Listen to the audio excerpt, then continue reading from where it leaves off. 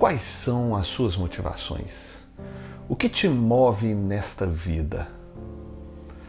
O que te faz viver em sociedade? O que te leva a querer estar perto de pessoas, em comunidade? Nós vamos conversar um pouquinho sobre isso, fazer uma reflexão em cima do texto que está em Filipenses, no capítulo 2, que o apóstolo Paulo escreveu a esta igreja, tão importante para o ministério dele. Mas antes de conversarmos, eu quero saber se você está bonzinho, você está na paz do Senhor, está tudo certo, meu irmão, minha irmã, está tudo legal na sua vida? Eu espero que esteja tudo bem com você, seja muito bem-vindo e muito bem-vinda, sinta-se em casa. Vamos sentar aqui no sofá e bater um papo sobre a palavra de Deus. Essa palavra que nos enriquece tanto e que nos edifica, nos faz pessoas melhores, nos faz conhecer mais e mais e mais a vontade de Deus para a nossa vida. Queria te pedir de antemão para você deixar um like, se inscrever no canal, ativar as notificações, deixar um comentário, compartilhar esse vídeo e fica comigo até o final, a prosa vai ser boa e nós vamos orar juntos, beleza? Vamos lá.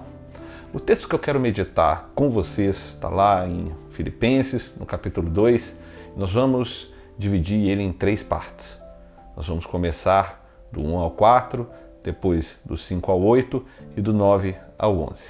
Vamos dividir em 3 blocos e nós vamos meditar em cima deste texto tão importante e tão maravilhoso para a história do cristianismo. Olha só o que diz a palavra de Deus. Reforçando Filipenses capítulo 2, a partir do verso 1. Alguma motivação por estar em Cristo? Alguma consolação que vem do amor? Alguma comunhão no Espírito? Alguma compaixão e afeição? Completem minha alegria concordando sinceramente uns com os outros, amando-se mutuamente e trabalhando juntos com a mesma forma de pensar e um só propósito. Não sejam egoístas, nem tentem impressionar ninguém. Sejam humildes e considerem os outros mais importantes que vocês.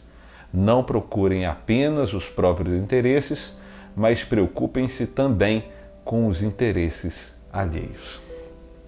Esse texto do apóstolo Paulo, começando por esses 4 versículos, é muito importante para nós cristãos e eles vão meio que contra a cultura daquilo que a humanidade sempre foi.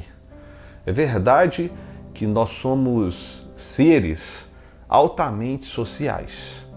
Nós não conseguimos viver numa completa solidão. Nós precisamos de ter pessoas, por mais que muitos de nós busquemos a nossa individualidade, ter momentos de solitude, ter uma vida, vamos dizer assim, mais individualista, a bem da verdade é que boa parte das nossas motivações estão focadas em outras pessoas, não é verdade? Até o cara que se diz mais individualista, no final das contas, ele quer se promover e suprir seus prazeres, mas, vamos dizer, usando outras pessoas. Não tem como a gente viver em um mundo completamente sozinhos, em completa solidão. Isso é impossível. Sendo assim, nós somos compostos, nós temos nossos sonhos e as nossas ideias, as nossas ações, elas são compostas por motivação. E essas motivações, elas vêm de quê? É uma pergunta que eu te faço. Eu acho que é importante você refletir. Qual é a origem das suas motivações? O que você tem buscado? O que te move? São perguntas que eu estou fazendo e que só você pode responder. Talvez algum amigo muito próximo do qual você se abra. Mas eu não sei o que te move. Mas para nós que somos cristãos, que pertencemos ao reino de Deus, o que nos move, a nossa grande motivação, deve ser o amor. O amor é o motor que nos faz viver uma vida motivada. As nossas ações devem ser sempre pensando no bem do próximo e na glorificação a Deus. Você vai trabalhar? Pense nisso. Você vai se enriquecer? Pense nisso, no amor, no bem. para a sociedade, para o próximo, para a sua comunidade, para a sua família, para a sua igreja. Pense sempre em fazer o bem, em abençoar as pessoas. Tenha certeza que, sendo assim, você vai ser bem-sucedido na maior parte das coisas que você fizer. E aquilo que você não for bem-sucedido é porque Deus realmente não permitiu e Ele não quis aquilo para a sua vida. Mas pode ter certeza que, se você tiver a intenção correta, Deus vai abrir portas maravilhosas para a sua vida, a fim de que você abençoe outras pessoas. Amém? Então, o apóstolo Paulo, ele pede para que aquela igreja, a igreja de Filipos, e aquela igreja era muito generosa, foi uma igreja que abençoou muito o ministério de Paulo, eles têm o mesmo propósito, eles têm uma unidade forte. E que eles não sejam movidos por interesses individualistas, por ambições egoístas, por desejo somente de aparecer, de entreter as pessoas. O apóstolo Paulo conclama para uma existência com maior significado, para que aquela igreja possa se ajudar mutuamente e crescer e assim propagar muito mais do que nas quatro paredes, do que normalmente a gente imagina uma igreja, né? Não era o caso das igrejas ali do primeiro século, mas para que ela consiga propagar muito além das quatro paredes ou de um grupinho de pessoas o Evangelho de Cristo. E o exemplo dessa igreja chegou longe, chegou até nós, tanto que ela está aqui na Palavra de Deus. Não procurem apenas os seus próprios interesses, mas busquem se envolver nos interesses de outras pessoas, no sentido não de você cuidar da vida da outra pessoa, naquele velho jargão, né? Vai cuidar da sua vida? Não, não é nesse sentido, não. É no sentido de você ter interesse em ver aquela pessoa progredindo, crescendo. E quando a gente fala progredindo e crescendo, principalmente no que se trata nas ações que aquela pessoa vai ter em prol do reino de Deus. Quanto mais nós os ajudarmos, quanto mais nós nos envolvermos com o reino de Deus e ajudarmos os interesses do próximo, mais o reino de Deus vai se expandindo e mais a gente vai ser abençoado em todas as áreas, tanto nas áreas ministeriais, espirituais, como também na sociedade, nas áreas emocionais e materiais também. Mas vamos continuar o texto. No verso 5, diz o seguinte: tenham a mesma atitude demonstrada por Cristo Jesus.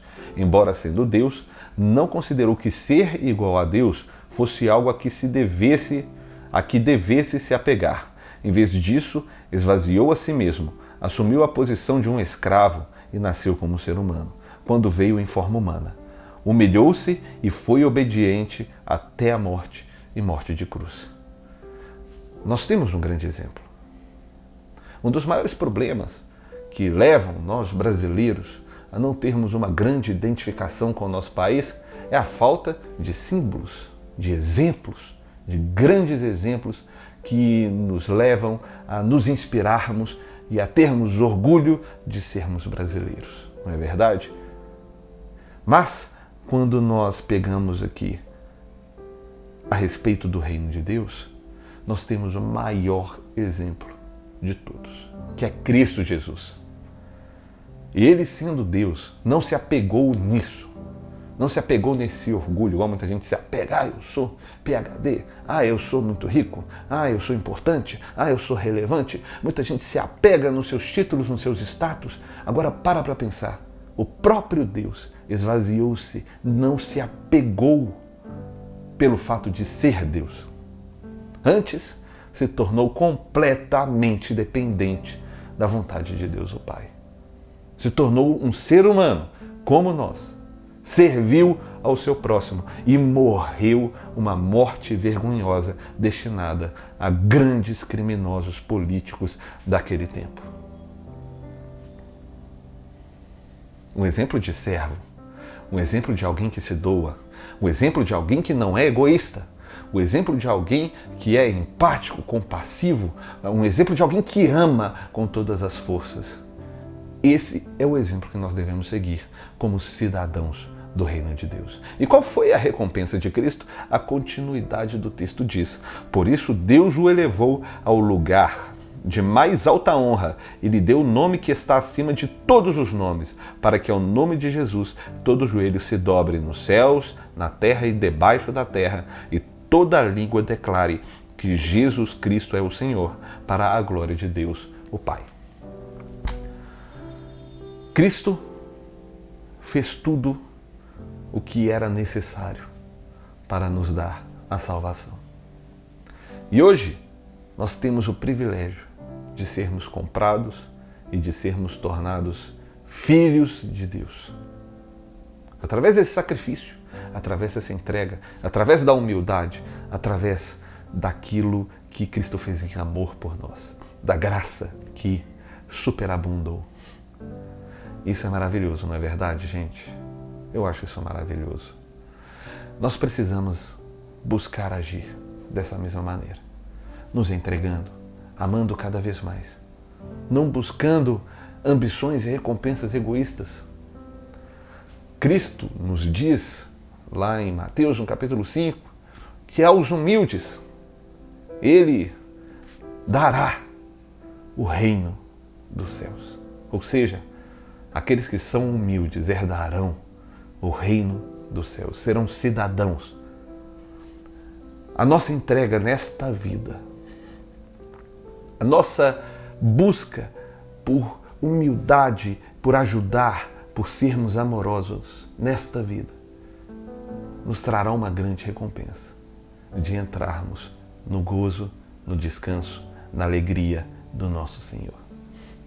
Que todos os seus atos, meu irmão, minha irmã, sejam para glorificar ao Senhor, para render glórias a Jesus Cristo, para render glórias a Deus, o Pai, para que o nome dele seja exaltado sobre todo nome. Sendo assim, ele determina que nós façamos isso, ajudando ao nosso próximo, ajudando a nossa comunidade, sendo exemplo, sendo bons seres humanos, sendo bons cristãos. Amém?